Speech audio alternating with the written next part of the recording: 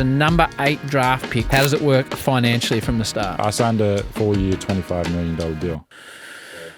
Growing up, just living on the edge of my bank account, always asking my parents like for money to get lunch and stuff like that. So to go down the tuck shop. When was your first NBA game? My first real one was in Brooklyn. Just being in that arena, like, kind of just has like this aura to it. When I went to America, I'd sit up top in the bleachers, watching games, like just thinking like I want to be here one day. Like, the feeling of the crowd, like getting pumped. Playing LeBron, like it's crazy the first time I'll say that. This is the GOAT that I had growing up. Like, this was one of my childhood heroes. I had like this head rush. Like, I was guarding him and like in the post, I was just like this is crazy. Like, is there much trash talk? What's it actually like? Take us on the court, guys. I mean, usually it's like when they get a bucket on you, they talk. So if you get something on them, so what are they saying? They might like bump you and then hit a fadeaway. They'll be like, little ass bitch, like you can't go on me, like something like that. Do you go back or do you just... If I get a bucket, I'm going to talk some trash for sure. What does pulling on the Boomer singlet mean? Knowing that you have a whole country that you're representing is something to you can't fathom. Like, it's just, growing up, I had 2 goals, was to play in the NBA and to play in the Olympics. Playing for the Boomers it's just something special, and it's kind of hard to like put into words on how special it is. Well, this is nice. This is nice. A young man has wandered into this studio from country Victoria, Bendigo way, but he's now truly global. His name is Dyson Daniels. We're pumped to have him on the Howie Games. Dyson, great to see you, mate. First time we've met. How are you going? I'm going great. You know, it's good to be here, good to be back in Melbourne. So enjoying some time home with some family and friends. But no, it's great to be here. And how are you received when you're just sort of wandering down the streets of Bendigo? When you're heading down to Coles, well, how much love is there for you out on the street? There's a lot of love, you know, especially this is my second off season, you know, being able to get back to Bendigo. So first off season, I had some camps and stuff down in Bendigo with the kids and stuff down there, and just walking down the street, you know, kids, people asking for photos, which is pretty special, you know, in your hometown. So the love is great, and, you know, I love going back to Bendigo. I'm always repping Bendigo with whatever I do, so, you know, it's good to be back in the hometown. And what are like when you wander in, you're a big, strapping young man, well, like, what's the kids watch so much American sport, NBA, well, like, yeah. What are they... How do they react when they see you wander into a coaching session? Yeah, I mean, it's pretty cool. It's usually like they have like kind of shock face at first, and then you know, I'm a very down to earth guy, so, you know, I just like to have conversations with kids, you know, just be myself. You know, I was in their position one day as well, you know, doing camps when people came back. So for me to be able to run these camps and just be able to have conversations with kids, you know, give them knowledge, you know, teach them a few things, and just go out there and have fun and be myself, which is pretty cool. But, you know, I'm always you know, I love when kids that come up and ask for photos and stuff, because that was me when I was young. I was anytime I seen, you know, someone famous or someone I knew, I was always asking for a photo. So it's pretty special to be in that position now. Who were you? Who did you look up to? Like, I know you played footy and basketball, you played all sorts of sports, but if you could have got an autograph or a selfie when you were growing up, who was it? My guy was Matthew Dellavedova, you know. Right, Delly. I think Delly was the first guy that, you know, I think I was 11 years old. I went to his camp, and he was the first guy that I was able, you know, really get a photo with and meet, and it was pretty cool because, you know, he's a great guy as well, and another country Victorian. So him, you know, as I got older, you know, and went over to the States, you know, I think I found Paul George at a summer league game. I found like there was the G League camps and like Terrence Mann, like guys like that, like you know, those guys who you don't really get to see when you're in Australia, when being a basketball, being able to go over to America and just experience you know, some of the NBA culture. And you said you're always rapping Bendigo. So when you're floating around New Orleans, or when you're heading up to the Garden or the Staples Centre, like, what are you rolling out to the Americans? Well, how are you explaining them what Bendigo's all about? Yeah, I mean, I try to explain to them Bendigo, you know, a country Victorian town. You know, they got no idea. They don't even know what Melbourne is, so they got no idea what Bendigo is. But you know, I've lost my accent a little bit. You know, I'm trying to get it back. But you know, I would notice when I went to New Orleans, like, They didn't understand me when I had my Australian accent, especially being from Bendigo. I had a country accent, so I've kind of lost it now. My parents are trying to get it back. I'm trying to get it back. So, but yeah, I mean, I enjoy, you know, being able to go to those big cities like New York and LA, and, you know, still be knowing I'm from Bendigo. Tell people I'm from Bendigo, and they got no idea where it is. I try to explain that they still got no idea, but, you know, it's good fun. It's funny, isn't it? Because whenever you meet Americans and you say, "Where are you from?" they don't say America. They say, I'm from New Orleans or I'm from New York, or you can't just roll out, I'm from Adelaide, because in that part of the world, they've got no idea what you're talking about. Well, some of them don't even know what Australia is. So, when you tell them Bendigo, they got no hope. Mate, there's so much I want to talk to you about, and I'm really appreciative of your time. But I was talking about this with the guys on the radio the other day on Triple M on the footy, and what I love, I'm not a massive watcher of American sports, but I love the American attitude that you're allowed to be yourself. Yeah. You're allowed to be an individual. Like our young footballers now are starting their own celebrations when they kick a goal. Yeah. And like Jack Ginnivan, for example. I'm sure you're across Jack. I know you like your footy. Bendigo, exactly. Yeah. So he's playing for Collingwood. He's pulling out celebrations. As a commentator, as a fan, I love it. I love the individuality. He gets absolutely smashed here in Australia for that. He gets destroyed for it. Whereas the approach to America seems you can really be yourself, which I love about that country. Yeah. No, I'm big on that as well. I think that's always been America's standpoint, people, speaking out, being themselves, I think Australia is kind of a culture of people trying to fit in and, follow, what the people before them have done. And, this year, like you said, you're seeing people pull out celebrations in Guinea. He's one of them that's doing it. He gets hate for it, but, I love it. Yeah, I love seeing it. I love people being themselves, showing their personality and stuff like that. And, I think Australia will slowly adapt to it, but someone's got to step up and take the hit for it to come through. But it's good to see Guinea, good to see a few more guys coming in and being themselves and stuff like that. And I think that's something that America does have over Australia is just the, like you said, the individuality of being able to be yourself, go out there, have your own celebrations, say what you want, stand for what you want and stuff like that. And that's something I hope to see a little more in Australia sports, but I think it's coming. So it's I hope good so. To see. Like, there's no tall poppy in America. Like, I love Australia more than anyone. I've been privileged like you to see a lot of the world, so I know how lucky we are to be in Australia. But it seems to me it's an environment when you're in the States where people want to see you succeed.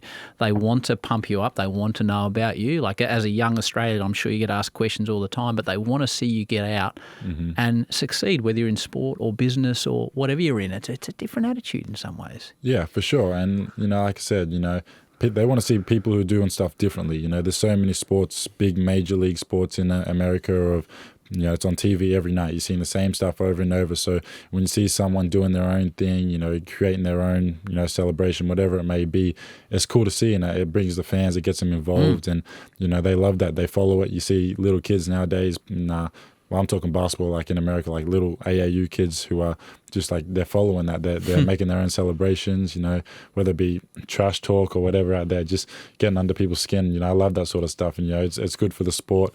It's good I think it's good for the TV, good for the media. And like I said, Australia's going to adjust to that one day. And it's good to see it coming through. The sooner the better. There's so many things I want to talk to you about, as I said. But when I look at you on Instagram, the first thing that struck me is you're a fashionable man. So I'm normally a jeans and T-shirt man, to be honest, and I've got a T-shirt and I put sneakers on for you today. But I like the way you roll. So I have a look back and you're up there with Adam Silver when you get picked up as number 8 and you are... Well, you describe the suit to me. I know what I thought it looked like. You describe it to me. It was tough. I am a fashionable man. I like to, put some fashion on and stand out every now and then. And, my suit, it was like a silver suit. Like, what's that guy from Dorothy, the red carpet guy?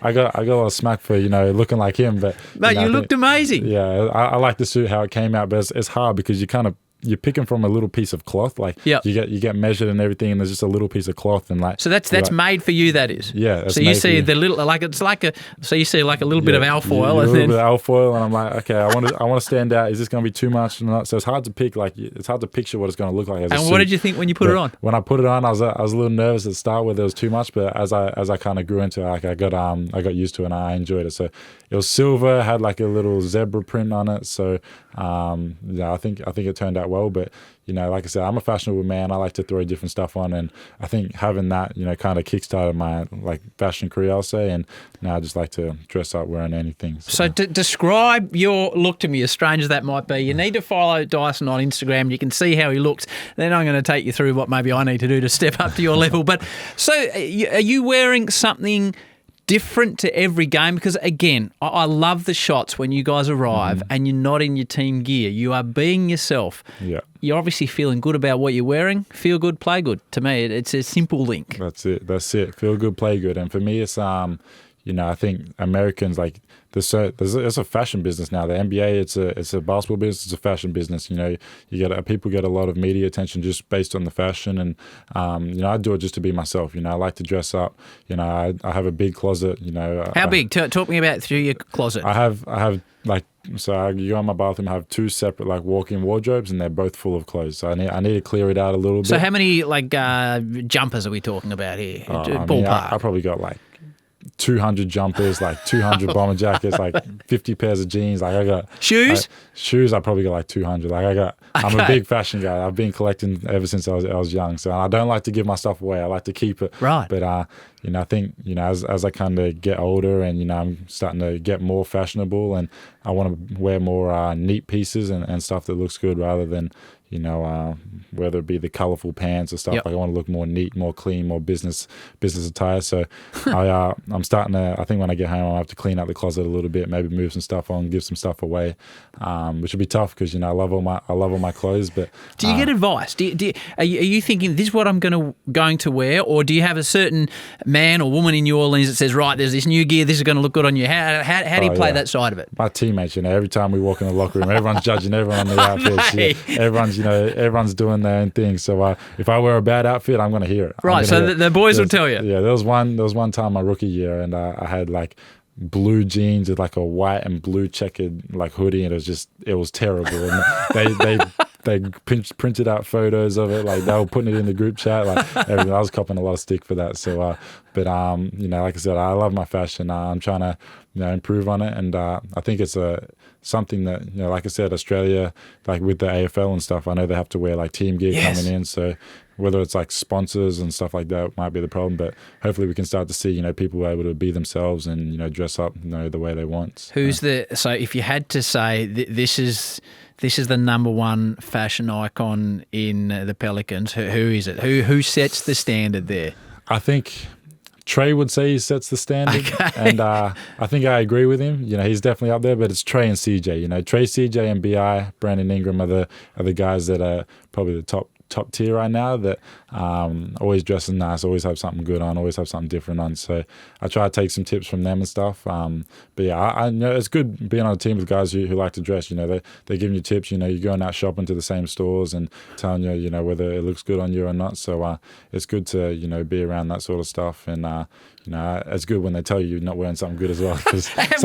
When you wander into the stores with Trey or the like, is it like the movies and they close the doors when the NBA boys walk in, or not? It doesn't go like that? It's not like that. I think America, they're used to seeing a lot of people coming in and out, so it's kind of just regular for those type I would of have people, thought, though, if I'm a sales assistant and an NBA basketballer walks in, I'm paying a fair bit of attention to that person. I'm sure if the LeBron or something comes in, they're going to close the doors, Yep. Black it out. But for guys like me who just rookie, enjoying my time, coming in just to shop, they don't know who I am, but they're not going to close anything, which is good. I don't want that sort of attention. Right? And you're getting into fashion yourself. So after the Olympics, you're launching a fashion label, which again we're going to get to what you're going to be sticking me in. Mm-hmm. But tell me about it. What's it called? What type of gear is it going to be, and how people are going to be able to get hold of it? And congratulations by being a young athlete who is trying to expand beyond just the basketball court, mate. Good on you. Yeah, no, thanks. Yeah, so like I said, I'm into my fashion, so I'll be launching a fashion label. It's called Vusetti.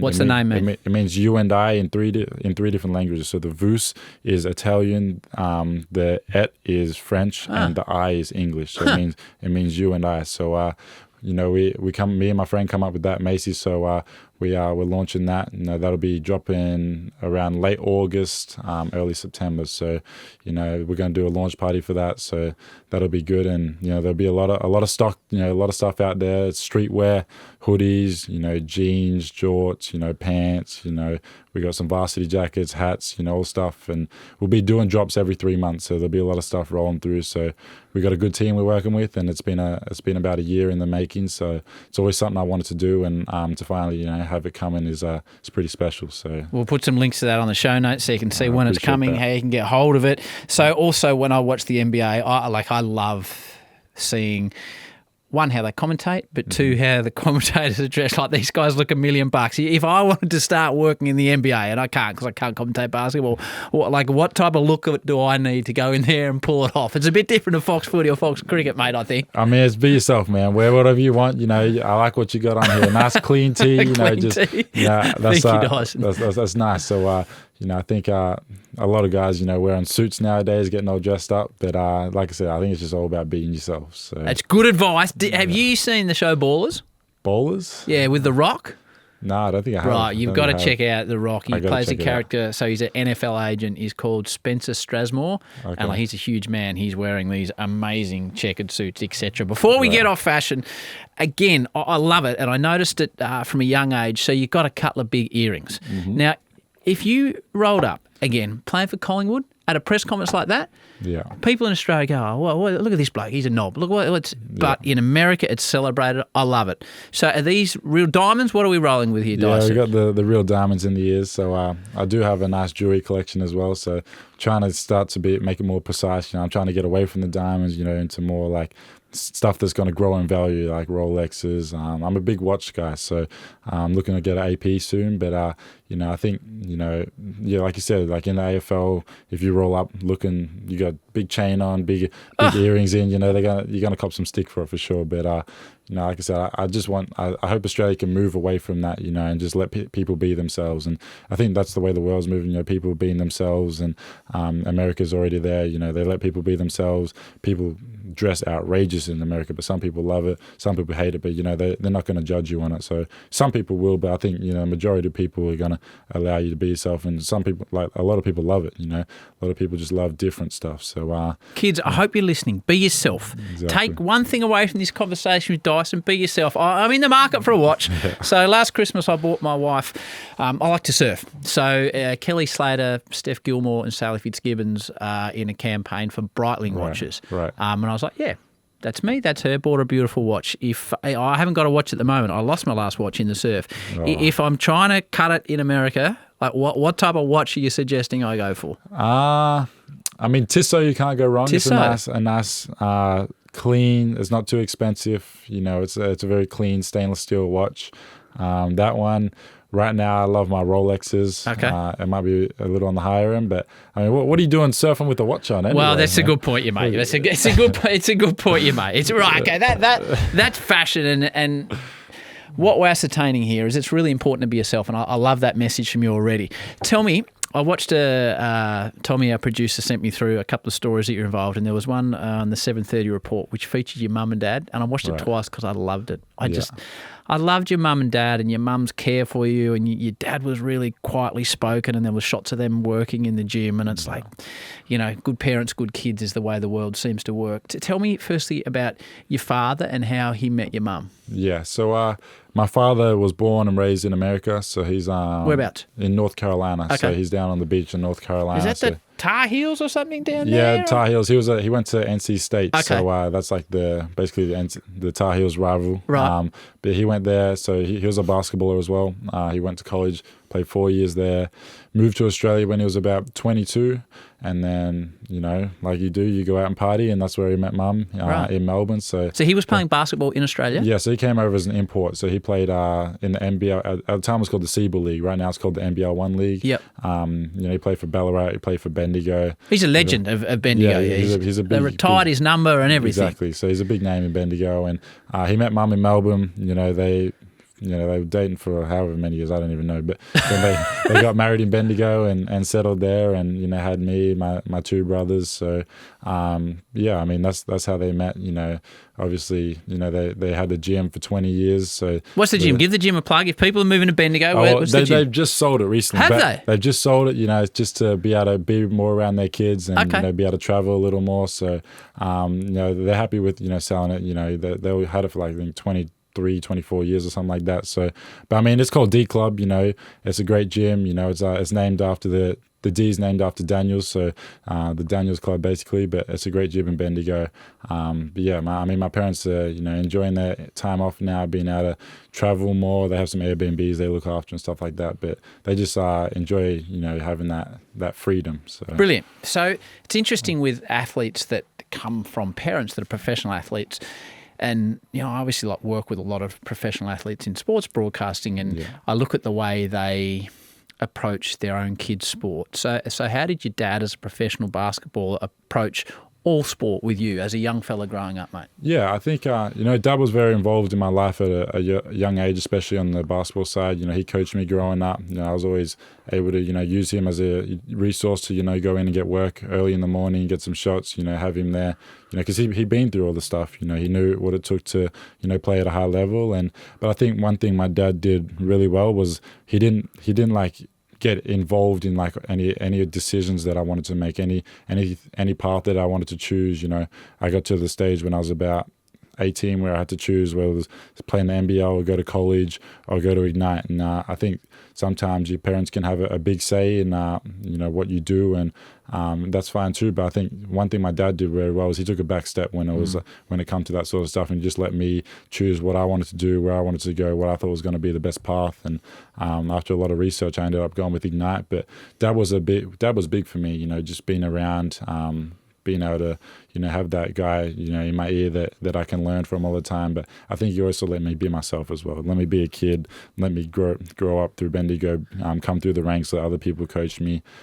So that's something good. He had that balance of, being a good dad and a good basketball coach to me and basketball father as well. Yeah, as I said, seeing them on the 7:30 report, they look like you're a lucky man to have parents that you do have. So you played footy as a young fella as well. Who'd you play footy for, and describe yourself as a footballer? I played footy so I started my career at White Hills, which is like a little suburb I'm from. Then I moved to Golden Square, and I played for about probably 7-8 years, I think. You'd have been a rangy character. Yeah. You surely could take a good hanger. I was definitely a mobile big. I was one of the, I was a ruck. I like to play in the ruck. I like to play ruck rover. But I went up forward and kicked a couple goals every now and then. But I was a lot skinnier, so I didn't have that football media body. So I was more in the air type player, and I couldn't kick, couldn't hit a target. I just got it forward. As long as the ball's moving forward, that's all that mattered. So, but I had a pretty good junior career, and I got to the stage when I was like 15, 16 when I had to choose basketball or footy, and I didn't want to give footy up. I love footy so much, and I always say, if my basketball career doesn't work out, if I still have a little in me at the end, I want to come back and play some footy. For who? Like who'd you go for growing up? I'm a Richmond man. You're a Richmond man. Big Tigers I can see you floating around at centre half forward, standing on heads, Dyson. I would love to come back and play some footy. If something happens with basketball, but I love my footy. I love going to watch it. I've been to a few games since I've been home, so big footy guy. So basketball, who'd you first play basketball for, and how old were you when you first played in a team, from memory? I know. I started when I was about 5, I think, and it was like just kind of playing through like domestic leagues. Like the team was called Aztec at the time, and then as I got to about 8, 9, I think, or 10, I played in my first Bendigo team, and then I made the rep team. I was Div 3, so I wasn't like in the highest team or anything. I was probably bottom age, and I just enjoyed it. I was going to tournaments, whether it be out in Deniliquin, other country towns, just having fun, throwing the ball out of bounds, just having fun. But as I got older and got better, I started making Div 1 teams. I started making country Victorian teams. I started making Australian teams, stuff like that. And that's when I really started to take it serious. And I always loved my basketball, but I think I really blossomed when I was probably like 14, 15 years old was when I had my growth spurt. I had the skill set. I had like colleges looking at me. I had the Institute of Sport looking at me. So I think that's when I really started to take it serious, and I loved it. So it was something I always wanted to do. I didn't have a plan B, so basketball was my only goal. Can you remember when you first dunked? First dunked? It was actually a lob. I think it was when I was 15, I want to say. So pretty young for a first dunk on the real size hoop, but I think I was 15. And at what age did you become the kid that everyone in the region knew about? Like you're an NBA player now, so obviously you're extraordinarily talented. At what age did it become, oh wow, we're playing against that Dyson Daniels bloke this week? I think it would have been around 15, especially in the country system, playing in tournaments and stuff. It would have been around 15.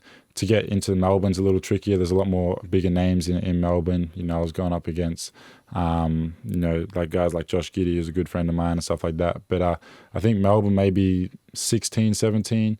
And then maybe Australia when I was about 17. I think is when my name started to really pop out there as a good basketball player. Mate, I've got so many questions for you about day-to-day life in the NBA because we don't actually see, like, you play so many games, which we'll get to. But you mentioned earlier on, so you had the opportunity to go to college, obviously, and you chose the G League, which I'll be honest with you, mate, I didn't know a great deal about. So I was reading about Ignite and the G League. So why the decision to go down that path, the non-traditional path, the newer pathway, I guess it would be, wouldn't it? I mean, it was all about the end goal, and the end goal was to get to the NBA. So, like I said, the three options was NBL, Next Stars program here in Australia, the NBA G League Ignite, which was a very new program at the time, and college, which a lot of people take. And for me, it was what's going to get me to the NBA, what's going to be the best path. And the NBL Next Stars is a great path. It's got some great talent, that's come through it. Like I think I've had like 3 or 4 top 3 picks already, and for me, the G League Ignite, it had too much to offer. It was in America, so the scouts are always going to be watching it. You're playing against NBA type talent. You're in the G League, which is the league below the NBA, but I mean, there's always eyes on it.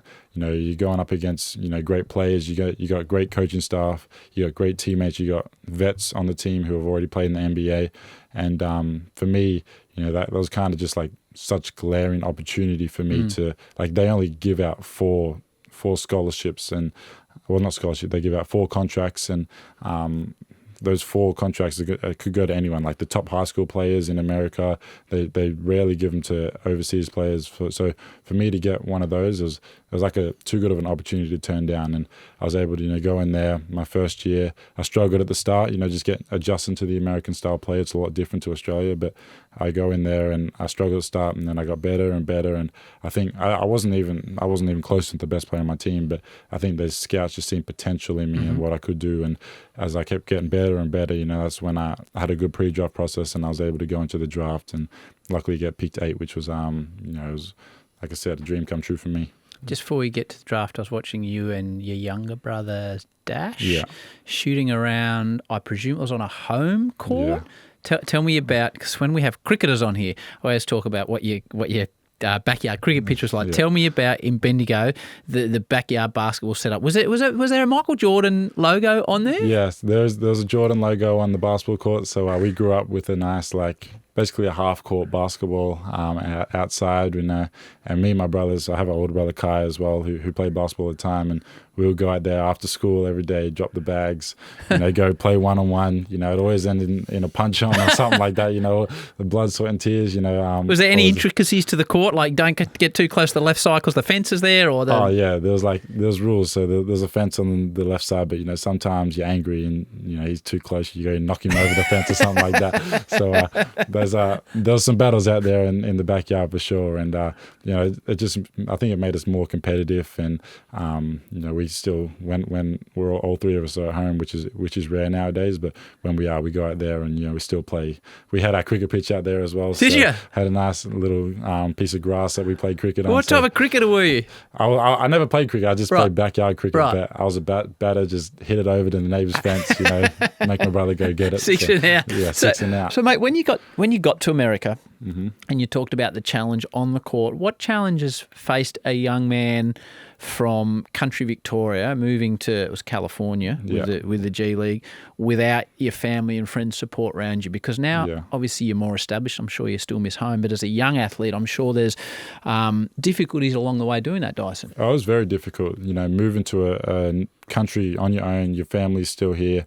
I have Dad's family over there, but they're on the complete opposite side of the country. So it's very tough, and that was something that I had to overcome. And I think, what did you find hard? Just missing friends and family? Friends and family. You're working out 2 times a day, so you're always tired. Like you don't really have a break just to go out and see some things. Making new friends is tough. American people are a lot different to what you're used to in Australia. So trying to fit in can be tough sometimes. So just every factor.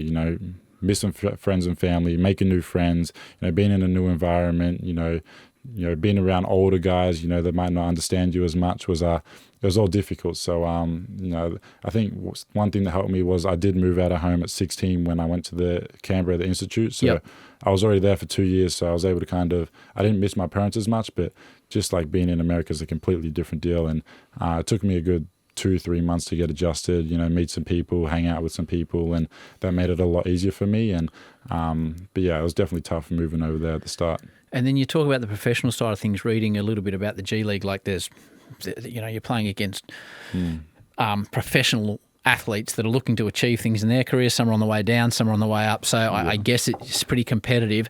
When you're on the other side of the world and you're playing, I was reading you were saying your first 10 games, in your words, you didn't really give much to the team. Yeah. How's that transition? Did you always think, I'll be right here? Or did you think, oh, crikey?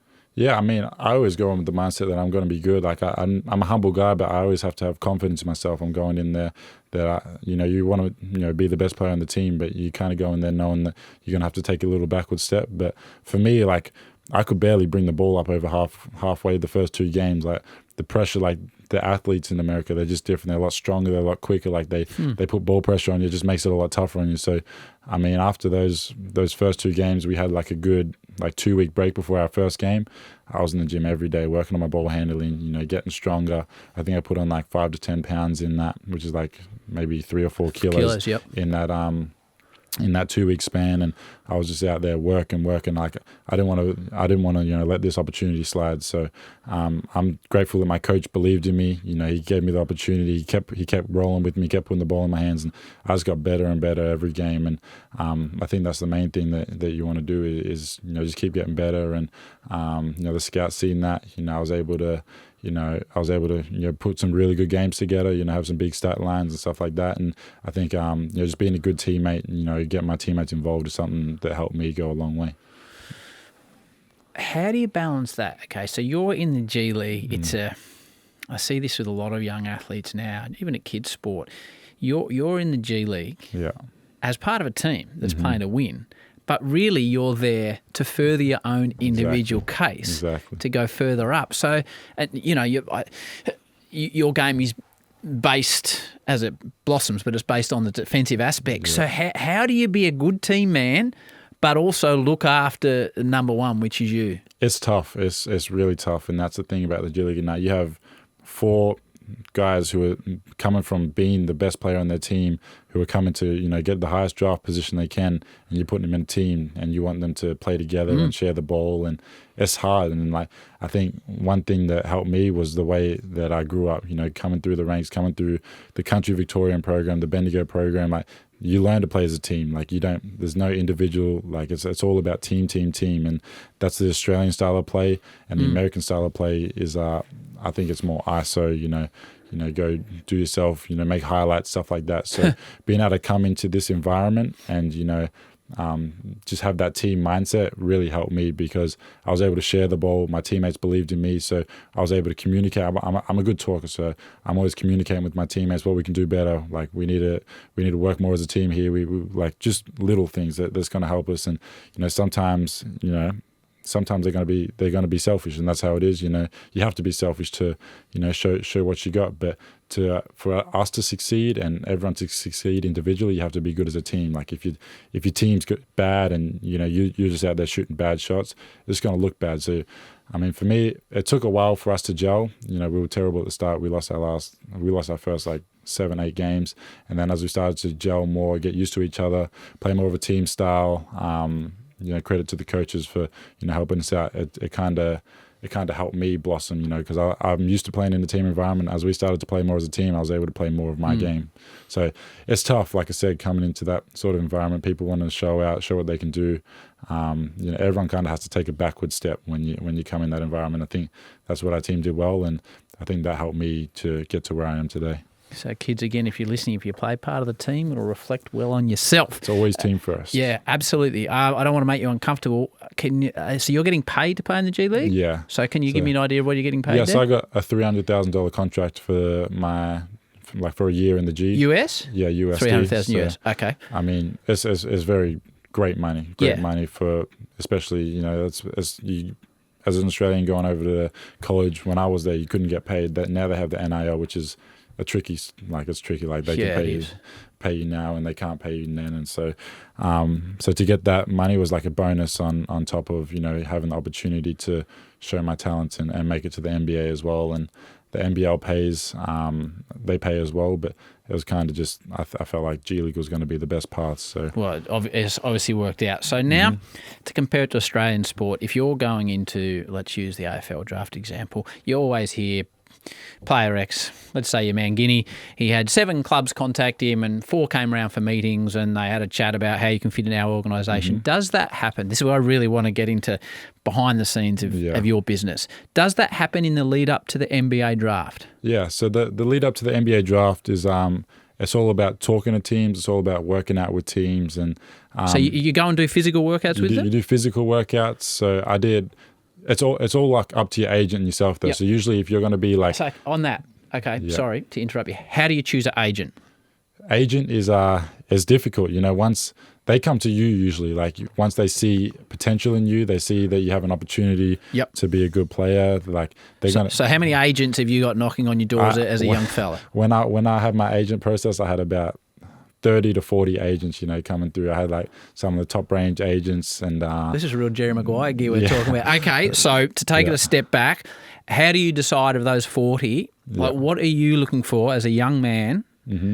You know, hopefully the agent is with you for your entire career. So they're a massive part of your life. What are you looking for at that point, Dyson? Well, I mean, agents are very good at talking. They're very good at... They're very good at, you know...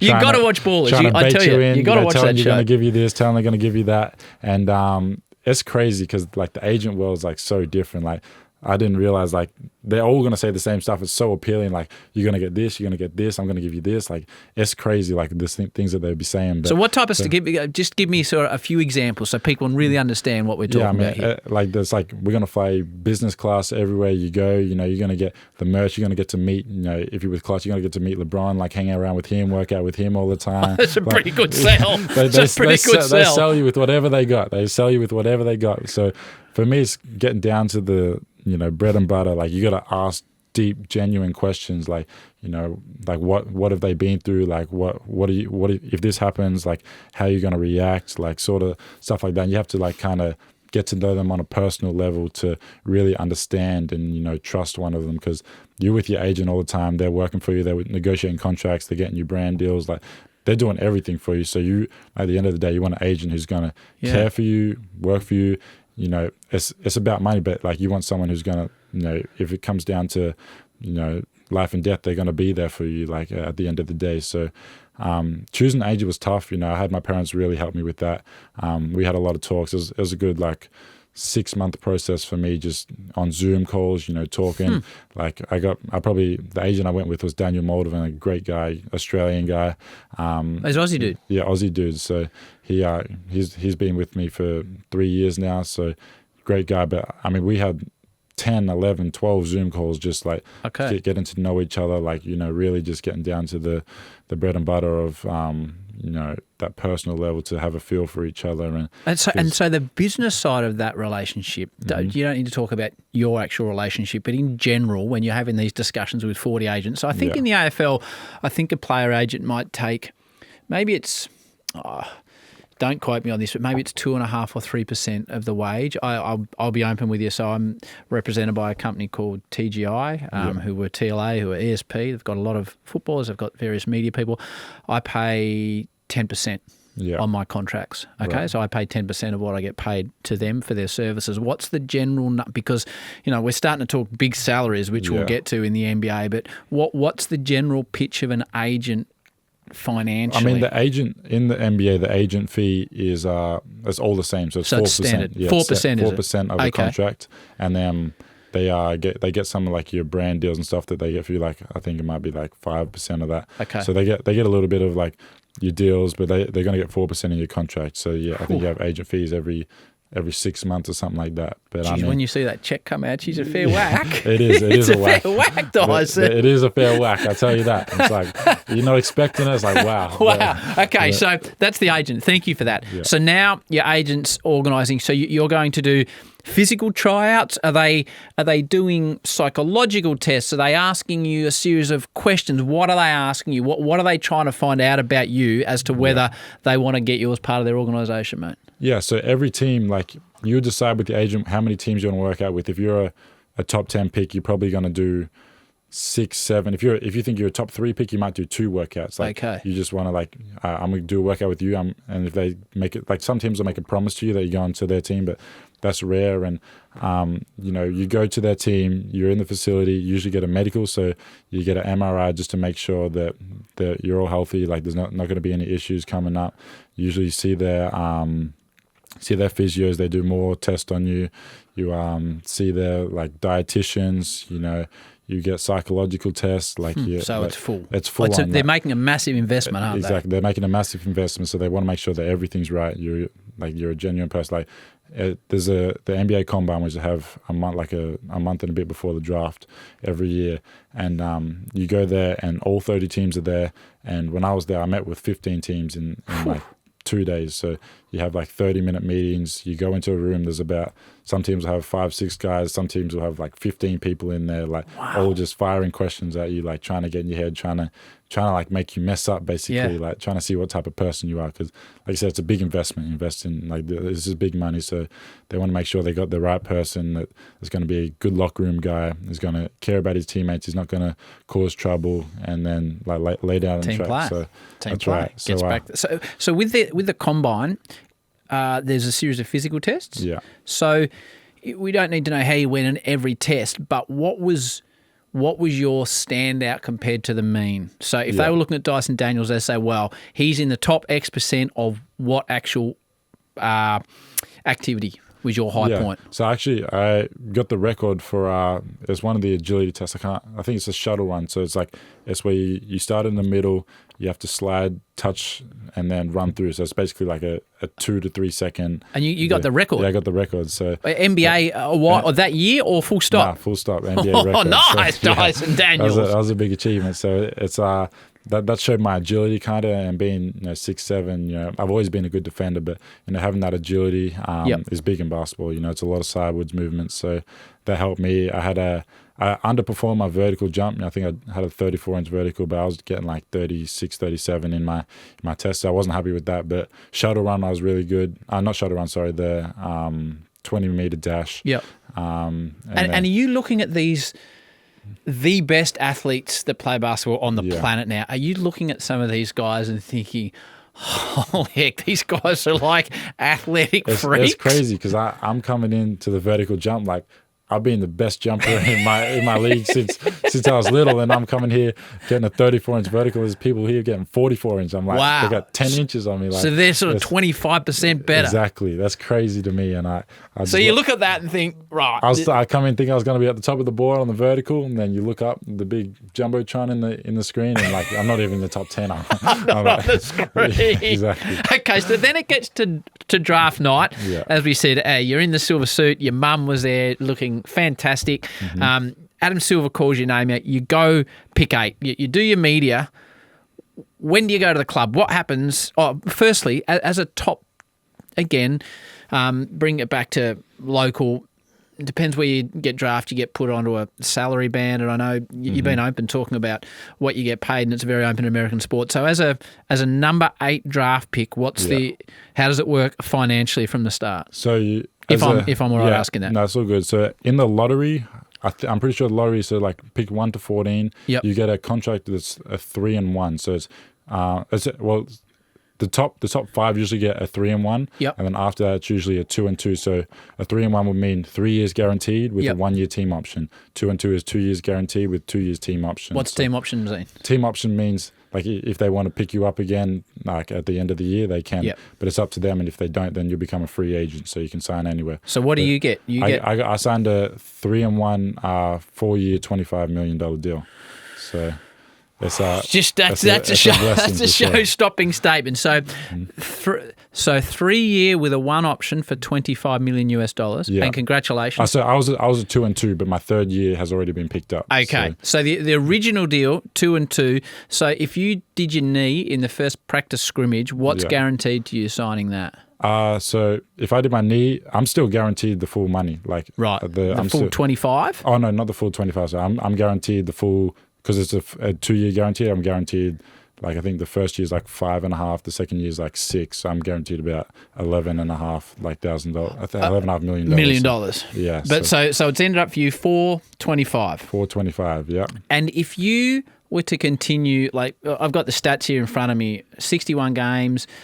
59 the year before, 61 games. So your minutes are up, your points are up, your field goal percentage is up, your three-pointers is up, and your steals are up. So you've improved year on year. Yeah. Congratulations. I know there's been a lot of hard work in that.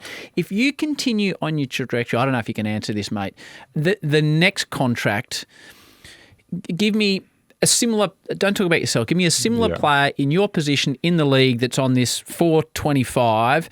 If you get through that and continue to improve, which is your goal, what sort of area are we looking at next? Yeah, I mean, like you said, it starts with improving. It starts with getting better, and I'm looking to make a big jump for year 3, and I think I'm ready for that. I'm going to have a big off-season. I've got Olympics coming up, so all that is, comes into, the contract talk. And for me, it's so hard to look at money until, you play. But, I mean, if I want to look at guys, it's like two-way guys, like Mikal Bridges, like Cam Johnson, these type of guys, like Josh Hart.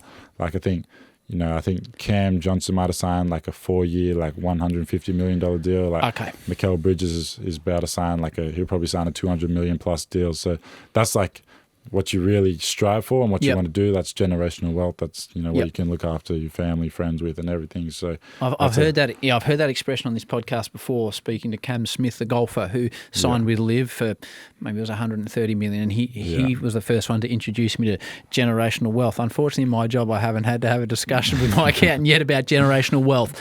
So, what do you get taught, Dyson, about money and looking after yourself? Because there's all those stats that float around about American sport that, X percentage more in the NFL than the NBA. And I'm sure they discuss this with you, that you earn this and X percent end up with nothing when they're done. Yeah. At your age, it's not what responsibility comes with the money question. What education comes with the money? And congratulations that you've been good enough to achieve a contract like that as a young man. You're to be congratulated on that. Thank you. Yeah, I mean, it's tough because your contracts are so public. Like, everyone knows how much money you make. You can just Google it and it'll come up. So, you're always going to have like friends that, you might not be that close with that's going to come in and, maybe ask for some money. You're going to have family come in and ask for money. So you have to find that balance of, how much money you're going to keep, how much money you want to give out, whether you want to give any out but I have a good financial advisor. So we have a plan. We have a set plan for every year, what we want to save, what we want to invest, what I'm going to give to my parents, what I'm going to give to my siblings, like that sort of stuff. And I'm very good. I'm very good with money. I want to invest. I want to, make more money. I want to be good down the stretch. I want to be good for my life, you know. Cause what are you looking to invest in? You looking shares, property, or? Yeah, so I bought my first property like a couple months ago. So congratulations. Thank you. It's always a good thing, first house. Like, locally or in America? In America, so I'm renting that out right now. So in New Orleans or? Nah, it's in Orlando, Florida. Good for you, mate. Well done. I'm looking to get involved in some markets there. So looking to get some more of those. I'm involved in like a lot of stocks, online stocks and stuff like that. My financial advisor handles all that, but I'm looking at one day get a house in Melbourne that I can. I know a lot of my friends from Bendigo want to move to Melbourne, so I want to help them out. Get a house in Melbourne.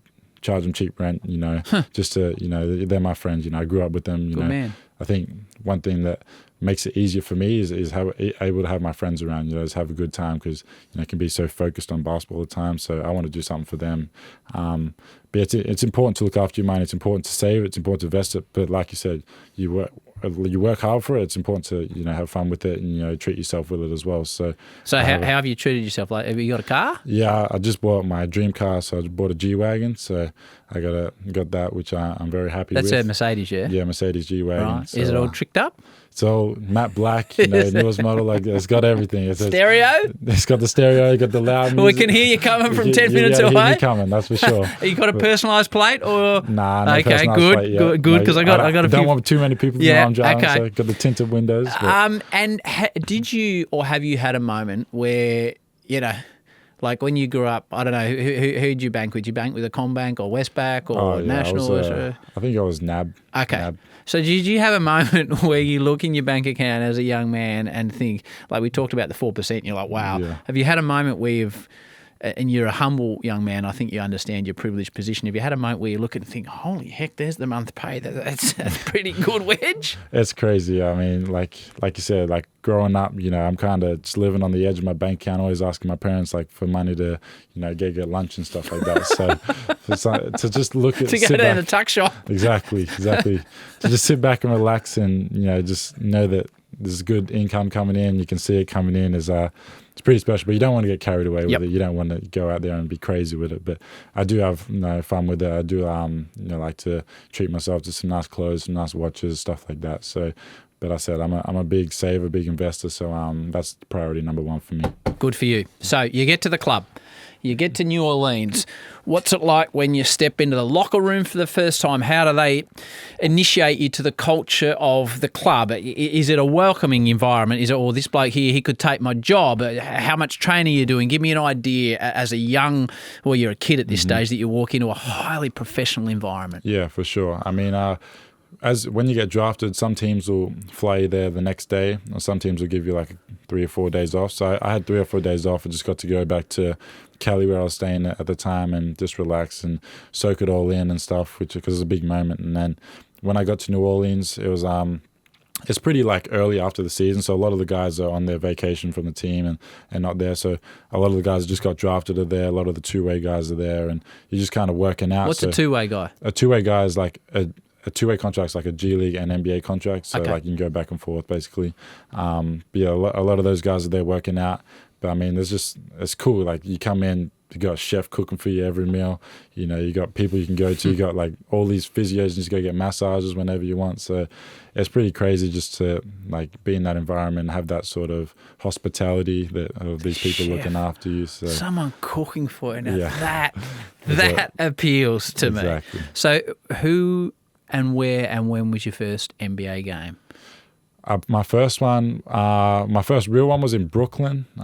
This was 2022, New York first one. And do they make, again, we have a jumper presentation here. There's videos now of coaches saying you're playing your first game in the AFL, to bring it back to that. How do you find out that you're about to become you live your life dream, you're an NBA player? It's crazy. I mean, when you go in there to warm up, like just being in that arena, like it kind of just has like this aura to it. Like it's like you dreamt it as a kid. Like you're sitting when I went to America, I'd sit up top in the bleachers watching games, like just thinking like I want to be here one day.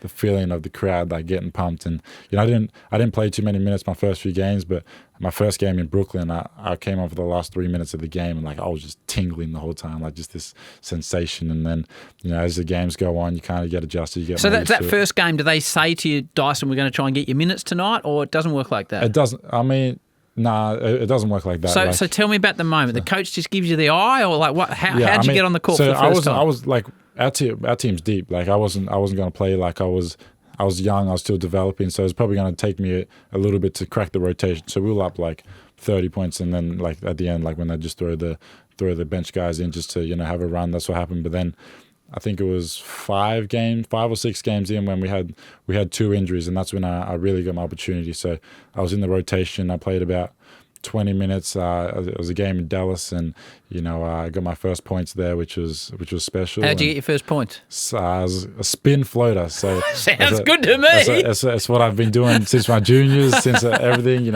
Everyone always gives me smack for it. So because that's all they say, that I abuse that move. So for me to get that move for my first block was pretty special. But I'm gonna remember that forever. So the logistics of the NBA, how long's the season proper go for? Yeah, so it's 82 games. 82 games in how long? It usually starts around late October and finishes like mid-April. So you finish the game, right? Say you finish the game in New Orleans and you've got a road trip coming up. So you finish the game. What time do you finish the game at night? Usually like 9:30, 10. Okay, so what happens straight after the game? What's recovery and diet at that stage? Yeah, so we are our game days are heavy, so usually we play a game and we lift straight after the game. So we do like a 30, 45-minute weight session straight after the game. After the game? After the game. You do weights after the game? Straight after the game, yeah. So so you play a game and then you're throwing steel? Yeah, exactly. Wow. Pumping some iron straight after the game. So they like to keep the heavy days heavy. So like game days, they'll keep heavy, and then the off days will be lighter, more recovery days, like get your body, because it's usually game, off day, game, off day. But I mean, not off like training and stuff like that. But so do you have something to eat after the game before your weight session? Usually I go straight into weights. Like we'll get off the court. 2 minutes later, coach will come in and talk. A minute later, we're in the weight room. So like 5 minutes after the game, you're in the weight room. Wow. Just getting it done, getting it in. All body? All body. Like some days will be lower body, some days will be upper body. How much you hate leg day? I like leg day. I like leg day. I got to change my attitude to leg day. I like leg day. Do you really? Yeah. I hate it. I don't like upper body day because like right. that. But that's the part that looks good, Dyson. The upper body looks good. It does. So, but it doesn't get you paid, is what you're telling me. Exactly. So, okay, so you do your weight session, then we'll work diet into this. How disciplined are you with your diet? Like you said, you have a chef. Yeah. I mean, so we have team chefs. So I wasn't disciplined my rookie year. My second year, I got a lot better. But this off season and my next year is a big one for me. Like I've hired a chef while I'm here in Melbourne so I'm trying to put on like 15 pounds before the Olympics. So you've got your own chef at the moment. So you're just hitting the protein, or what are you doing? Yeah, so it's a lot of protein. Like the snacks is the big thing. Like he's cooking big meals like lasagna for dinner, like chicken schnitzels with a Tell me about big the bowls. snacks. The snacks is like protein bowls, protein bars, like up and goes, yogurts, nuts, like a lot of things just to keep like it ticking over. Because what's your favourite nut? I eat a lot of nuts. I'll probably say almonds. Almond, okay. Big almond guy. You got to try peanuts in the shell. So you got to work for it. You got to crack them open. Yeah. One of the great delicacies. I'll give it a go. Okay, so you got your chef. So we get back. So you finish your weight session. You go back to your place. You try and sleep. Oh, so usually there's food after the weight session. There's food at the arena. So as a team. Yeah, as a team. So like they have like the chefs cooked for us. Like they'll have like there'll be a lot of protein, a lot of carbohydrates, like pasta, chicken, like all that sort of stuff, steak. After the game, so get some of that in, and then get home by like 11 usually. How much emphasis is placed within the organisation on sleep?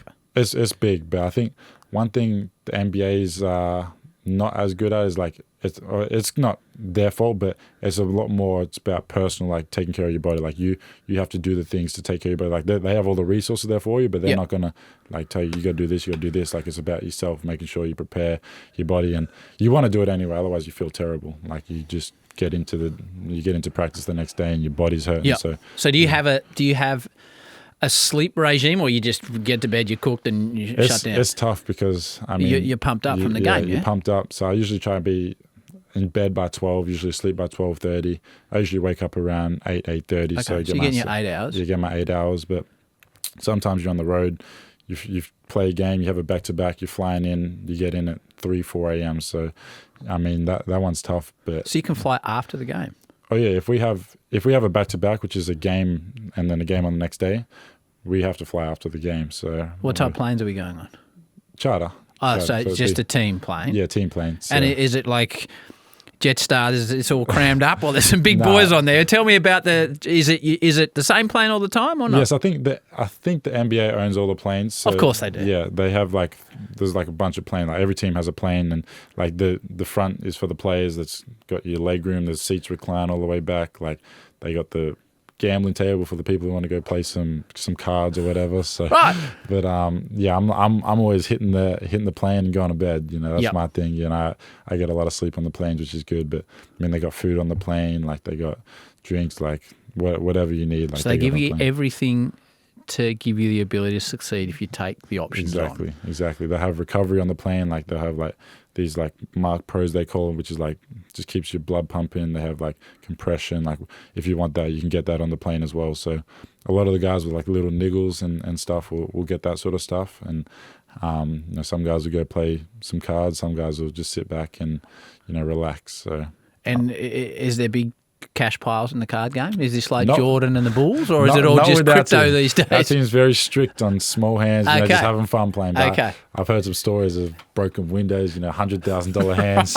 Right. We don't get up there. And then, are you staying in hotels much? Yeah, so we stay. It's always a nice hotel. Once we land, we'll get there's a bus waiting for us as soon as we get off the plane. Get on the bus straight to the hotel, and if it's an off day and we're traveling, we usually fly around 1-2 p.m. and get into the cities. It depends which city, but it's usually around 4 or 5 p.m. Okay. Get some dinner, wind down, get some rest, and then you're up the next day. Off you go. You got shoot around and then take your nap and you got game. I ask you this question for a reason. I think your answer will be no, but give me your answer, then I'll explain why. Do you check in the hotel under your own name? No. So you don't as well. So Luke Longley came on this show, right? Have you ever met Luke? Yeah. Have I? I think I've briefly met him. Yeah. So he came on this show a long time ago.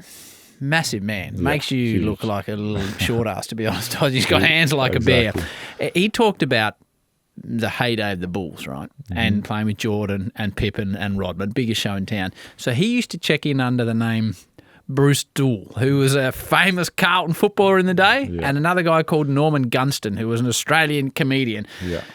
So I expected you to say you check in under your own name, but you don't. Nah. Right. I mean, we get off the bus and we come and there's a table. It's got your name on the envelope. You just grab it and go up to your room. Right. So it's nice and easy. But I mean, one thing that's pretty cool is especially in big cities, there's always 20, 30 people waiting out front. And as soon as you get off the bus for your autograph, every city has you'd be in Detroit and it'd be snowing. You'd be 3 a.m. There's some 5 guys just waiting out there for an autograph. So it's pretty crazy, the amount that people will go through for an autograph. So you're not doing the physical checking in, but so are you Dyson Daniels in the hotel register or you're something else?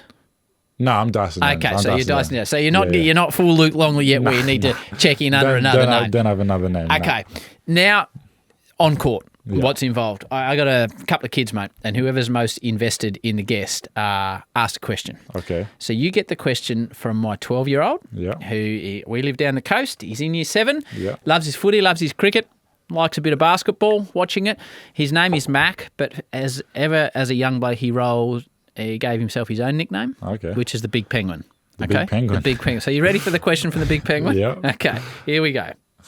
Hi Dyson, Big Penguin here. First off, if I had a contract like yours, I would be buying a boat straight away. But anyway, that's a bit off the point. What I was wondering is, what's it like to be playing on LeBron James? So we were looking at highlights last night of you playing on LeBron, and his mind was blown. Right. Because LeBron, no matter what sport you're into, is a global icon. Yeah. So we'll get to the day-to-day of on court, but you heard his question. What's it like? The Big Penguin. Is he a surfer too? Or yeah, he's a surfer. He's a surfer. Okay. He loves to surf. No, that's great. I mean, playing LeBron, it's crazy the first time. I'll say that. It's wow, this LeBron, this is the GOAT that I had growing up. This was one of my childhood heroes. Everyone knows LeBron. To play on him the first time, you kind of just I had this head rush. I was guarding him and in the post, I was just this is crazy. And actually, I have a story because please tell. Obviously, it's LeBron James, and in the basketball, they have charges, which is where you stand in front of someone and you take a charge. And I stood in front of LeBron. This was maybe my 10th game. I stood in front of LeBron. He come down, run straight through me. I'm hitting my head on the fucking temp, whatever it is, the pants on, under the basket. No call, just play on. Clear charge, but it's because it's LeBron. It's LeBron. It's LeBron. I'm never gonna get that call. I'm a rookie. He's in his 20th year. I'm never gonna get that call. So, it was pretty crazy to play on him. I think I got 2 steals in my first game, and then after that, he figured me out. He figured out I'm too little for him. He's too strong. He just run through me every time. So, I've had some trouble guarding him for sure. And it's just it's special to go against a great like that. And however many years he has left, you're gonna cherish every moment you go against it for sure. So take me on court in a competitive NBA game where you've got the most athletically gifted men on the planet. Is there much, before we get to the tactics involved, is there much trash talking? Is there much conversation amongst players from opposing teams? What's it actually like? Take us on the court, Dyson. Yeah, I mean, you come up against guys who their thing is trash talking, so that's all they're going to do. They're going to keep chirping in your ear, just What are they saying? A lot of, I don't know if we can repeat it on here, but I mean it's a lot of swear words, just a lot of I don't know, like it's just a lot of swearing, a lot of like, stuff you don't want to hear, but it gets them going. It's kind of like the basketball trash talk, which it's not friendly. Who's it? Can you tell me who's some of the good ones you've come up against? Draymond. Yep. KD. Yep. Devin Booker will talk a lot. Pat Bev. So these are the 4 guys that I've experienced, trash talk a lot. And when they're giving it to you, a little chap from Bendigo, do you turn around and give it back or not? Usually it's like when they get a bucket on you, they talk. So if you get something on them, so what are they saying? Like, just to give me an example of what they're saying. Mate, a lot of people have sworn on this show. That's up to you whether you want to swear. But like, what are they saying? I mean, they might like bump you and then hit a fadeaway. They'll be like, "Little ass bitch, like you can't go on me," like something like that. it'd be like along those lines. And then KD. He was in the post and he was talking to me. He's telling me what he's going to do. Telling me he's going to hit a turnaround fader. And then he did it. He's like, hold this motherfucker. So he told you what he's going to do before he did it. And then he went and did it. So it's pretty And so funny, do you go back or do you just, if I get a bucket, I'm going to talk some trash for sure. But, sometimes it can be, tough to get, with the momentum in the game. They're the ones getting the ball all the time. So they're always putting the ball in the basket. So I'm usually sitting in the corner, waiting for my opportunity. But I would love to, get involved in more trash talk. So as I start getting more points, that's when I'm going to start talking more for sure. Okay. Yeah. So that's out on court. Each game, how much pre-game, because you play, as you say, 82 games, how much analysis are you given by your coaching staff, if any, about what you're going to face on the court that night? And how's that delivered to you, Dyson? Yeah, so every night game we have a shoot-around at 10 a.m. in the morning. So we come in, we go over about 20 minutes of film, like what they do, what they're running, like how we want to guard them. Then we go on the court, we get our shoot-around in, we'll walk through their sets, what they're going to run, how we want to guard it, basically our game plan. And then we get to the game usually 3 hours before I'm on court. I get my treatment and then I get on court 2.5 hours before the game, do my 15-minute workout, go back, watch some film with my coach. Okay, like this is what you did good last game. Like this is what they're going to do to you this game. This is how you can beat it. Like there's a lot of technical stuff that goes into it. And then before the game as well, they'll show more film. So usually each game has about 3 different sets of film that you'll watch, going into it. So there's a lot of stuff because the game plan's important. Everyone has to be on the same page, with your screen calls, like how you want to guard them. Every team's different. So every game plan's different. So it's quite adaptive towards your opponent. You've exactly. got and then post-game, you said, it blows me away that you do weights post-game, but I get it that you're trying to load and then rest, load and then rest. The head coach, the coaching department, after a win or a loss, how long's the discussion with the team and what type of messages are delivered, and how do the coaches go about delivering harsh messages to highly, highly paid athletes? Yeah, I mean, it can be tough, but for sure. Usually after a game, 30 seconds max. Like you come in and talk for 30 seconds. That's it. Bring it in and go do your thing. Like, do they do any of the old school footy, give you a rev up or no? They don't. I think one thing with the NBA is the players, like American people, they don't take it. Like if you're going to give it to them, like some coaches will give it to some players and like they'll take it, and like, but some players are just going to talk back like not like how you give them the feedback. Right, so it's a different relationship between coach and player. For sure. Players have got more power. Yeah, usually if it's like a stretch of like 3 or 4 games, the same thing's been happening. The coach is like fuming. He doesn't want to say anything. It'll be the next day at practice, like when everyone's calmed down, we're watching film, be like, hey, like this can't happen anymore. We need to be this. It's not like it'll be direct, but it's not like it doesn't have that footy spray behind it. Right. You were shit house tonight, exactly. Daniels. You did this wrong. You did that wrong. Exactly. And then like if he really wants, he'll bring you into his office one-on-one. He'll sit down, watch film, which you'll be like we got to cut this out. Like this needs to be better. But it's nothing like footy. Like some of the footy sprays I've seen are unreal. Like I love some of that. And then 82 games, you had what's called in America a winning season. Yeah. You through the play-in and you experienced playoff basketball. So that is seen in America, a winning season, that's a real positive, right? You've done well there. Whereas here, unless you win the grand final, you get smacked again. So after a loss, how does the team feel about a loss? There's 82 games, so it can't be. I don't know. What's the level of emotion after a loss? Yeah, I think it depends on how you lose. Like if you have a terrible game and you get blown out by 50 points, say, like sometimes people like are just like, yeah, like that was just a bad game for us. The shots didn't fall. Like, move on to the next one. You have like a game you should have won. You're playing a bad team, and you go out there and you lose by 10 points or something. Like, that's when sometimes frustration starts to show. Like, players maybe they might like start to call each other out a little more, like that sort of stuff. But I think, you know, after a loss, people are usually pretty composed. Like, you're obviously a bit frustrated with it, but it's more about just get your recovery and get your lift in, go home, come back the next day. What do we need to do to be better the next game? Because it's such a quick turnaround. You can't dwell on a loss for a couple of days because you got a game. You could have a game the next day. And what's your media requirements as a player at New Orleans, pre, post, etc.? Yeah, I mean, usually post-game, it's usually the best, like the 2 players of the game, 2, maybe 3 players will go up to talk to the press. And, you have to do that? Yeah, you if have they to. tap you on the shoulder, you have to do it. So you can't say, I'm not going to do that? You can't. It's a pretty hefty fine, I think. Okay, so our athletes here in Australia need to listen to that. You can't say no. So there's what do you reckon a hefty fine is? For missing media, it's probably about $20,000, I think. So, I'm turning up. Yeah. If you want your 20 grand, just turn up. Okay. Whether you turn up, you say some bullshit, and then you get out. And off you go. Yeah. Yep. So, okay. But at practice, they're there as well. Usually that's when they come get 3 or 4 guys. Some guys have been maying well. Some guys maybe in a slump. Like, that's where they get like everyone. Like, they'll rotate the guys through. So usually like every 3rd practice day, you have to go talk to media. Yep. Just like they'll ask questions. How you doing? Like, what do you think the team could do better? Like, you know, ask questions about your teammates. So, but I mean, it's pretty easy. Like, it's nothing long. It's maybe like 5 minutes max of just talking to the media. So it's nice and simple.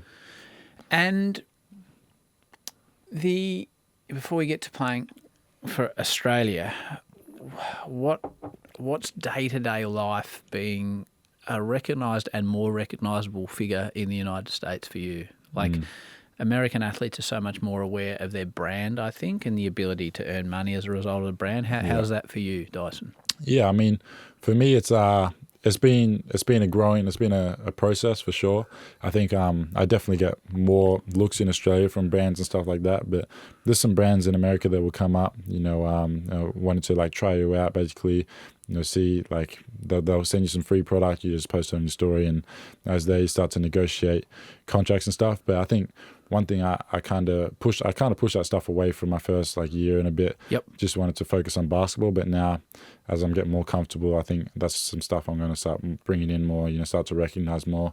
I know that's what my agent, my parents have sat down and talked about, is starting to get more brand deals and my name out there more. So that's more money as well. Well, you're here on the Howie Games. Exactly, we'll the Howie Games. That's right, mate. Top tier. That's right. This is blowing up coast to coast in the US. Don't worry about that. Now, before we move on to Australia and the upcoming Olympics, which I'm sure you're tremendously excited about, and I know you're really committed to the national team, who is the best player you've come up against in the NBA where you thought, oh my gosh?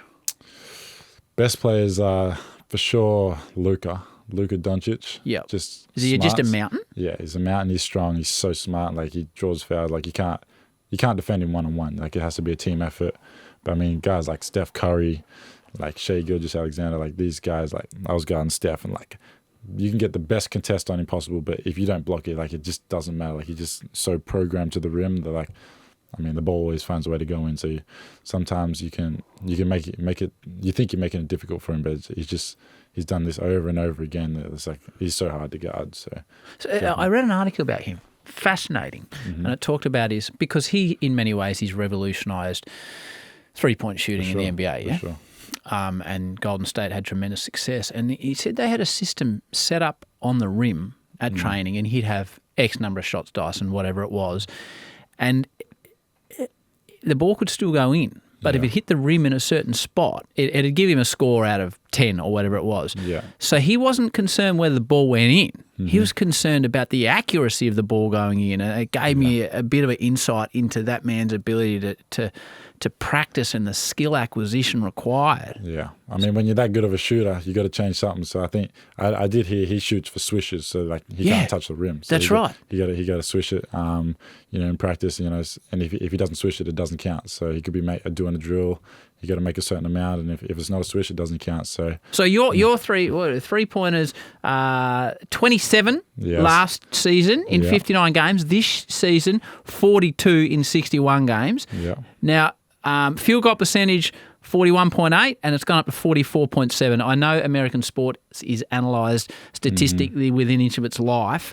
What to you, if you're going 44%, 44.7, what's a number you're trying to get to? 50, I think. 50. 50 is the sort of standard? 50 is, I think, the standard for my position is, I think, around 47, 48. But I think with the shots that I'm able to get, I play off a lot of people like Zion and stuff. They're creating a lot of opportunities for me. So the shots that I'm able to get, I want to be 50% from the field and, around 39, 40 from the three. So, and how much work currently is going into that for you? Right now, it's a lot. 3% difference in your three-point shooting can be $15 million in a contract. So this is what we're talking about here. So how do you do that as an athlete? Like what type of work goes into that, Dyson? It's a lot of game reps. So I have my trainer, Tony, who's from America. So he's out here working with me now. So we have a 6-week, basically 6-week program before the Olympics that we're working on. So, we have a setup. We have finishing. We have shots. Like we have game shots. We have playing live. Like we have a big program set up just for what we want to do to, come into this Olympics to be able to have a good run and then heading into the NBA season as well. So, a lot of people will be taking time off right now and that, getting their, just get on their summer vacations, which is cool. But for me, it's about the next contract. Like, what do I need to do to be better? Like, it's all 1%. It's like 1%, 1%, 1%. You got to be 1% better, every day. So I'm just trying to find, right now it's with my diet. I got my chef, obviously, so I'm trying to put on size. You got my trainer out here, my recovery. All these 1%ers that go into, getting my percentage up. It's all going to help in some way. You'll laugh at this. I've spent the last year trying to put on weight. So I've put on 8 kilos, and it's taken everything I've got. Oh, I struggle to put on weight. Like I've got a big body, but I just can't feel it out. My dad's built like a brick house, but your dad's a big man. Exactly. Well, I need you to put me onto this chef of yours because I need to know his protein hacks. Playing for Australia, you've got the Olympics coming up, which is tremendously exciting. I love the Olympics. I just love everything about the Olympics. So you're going to Paris, pulling on your Pelican singlet obviously means a lot. What does pulling on the Boomers singlet mean? I think, just knowing that you have a whole country that you're representing is something to you can't fathom. Like, it's just like putting on that singlet, knowing that you have a whole country behind you, a whole country watching you. It's just different. And like growing up, I had 2 goals, was to play in the NBA and to play in an Olympics. So I have that opportunity right in front of me, and to be out there, I just want to. I'm doing everything I can to be able to go out there and grab with 2 hands. And it's Olympics. Like, there's nothing bigger than the Olympics. Like, everyone watches the Olympics. So, that to play in front of however many fans, have the whole country behind you, be on a team that really cares about the Australian culture and the spirit of Australia. Paddy Mills, obviously, he's a guy that really drives that Australian culture, and I think everyone follows him. And it just like playing for the Boomers, it's just something special, and it's kind of hard to put into words on how special it is. When he came on this show, I went away. I think I said it in the intro to him that if he doesn't end up becoming a senior leader in politics in this country, we're doing something right. I could think of not a better prime minister of this country than your man Paddy Mills. He cares about this country like nothing else. He really does, doesn't he? Yeah. So are you guys in the village? We're a little outside. I think the basketball's played. It's like 2 hours outside of Paris, so it's its own village, but it won't be like with all the other athletes. But we'll be there for like the opening ceremony and stuff. But we're kind of just, I think, because I don't know, probably because USA is bringing all these big guns, they don't want to put them in the village. They want to put them on their own village. So. Mate, I've loved the conversation with you, and again, it's credit to you, but to your parents, the way you brought you up and how grounded you are. It's a fascinating insight into, we see highlights, we don't actually know what goes on behind the scenes. We normally finish this podcast the same way, Dyson. We have a lot of kids, including the Big Penguin, listen to the show. And as a young man, you've achieved some incredible success already in your career. What advice would you give to the young ones out there that want to be, I use different examples. I try and use different examples every week. So let's say that want to be the world's best electrical engineer, or the world's best tennis player, or the world's best cellist. Yeah. You're hoping to become the world's best at what you do, and you're on the way to that. What advice would you give to those ones? Yeah, I think, if you really love it, whatever it be science, engineering, sport, whatever, like if you really love it, you're going to put the time into it. And, there's always someone next to you. There's always someone else out there who's, trying to, be better, who's going for the same role as you. They want to be the best at what they do. And it's about putting in the 1%. What can you do that someone else isn't doing that's going to make you better? And, at the end of the day, not everyone's going to get there, but if you go out there knowing you've given it 110%, knowing that you have nothing left in the tank, you just want to sit back at the end of the day and be like, what could I have done better? Did I do everything I could have done on this day to get me to my goal? And that's what I'm doing right now. I want to be the best. I want to be the best. I have a determination. I've always had that as a kid, but I think it's just about what can you do that someone else isn't doing. For sport, you got to have confidence in yourself. You got to have a swagger. You got to have arrogance about yourself. But it's also about being yourself. Playing the team. Putting in the 1%. And so, whatever it may be, someone else out there is trying to do the same as you. So, what do you have to do to be better than them at it? And then at the end of the day, if you're not better, it might just be whatever it be, genetics, unlucky. Sometimes you have to get lucky in these things. And as long as you know that you've done everything you can to get there, and if you fail, then you can look back and just be like, okay, he's better than me, or, they deserve it more than me. But just make sure that you've done everything possible to get into the best position possible. I love it, mate. Your parents must be tremendously proud of you. And I'm sure your family and your friends, good luck with Vassetti. Moving forward, I'm going to get my Vassetti gear. I'm going to rep it here on the Howie Games. I'm going to try and stand up to the plate fashion-wise. Mate, good luck in New Orleans, good luck in Paris, and good luck with everything you're trying to achieve, mate. It's been an absolute treat to meet you, and thanks for taking us behind the scenes of the NBA. Thanks, Howie. It was great. I really appreciate being here. So well done. Thank you. Beautifully done, mate.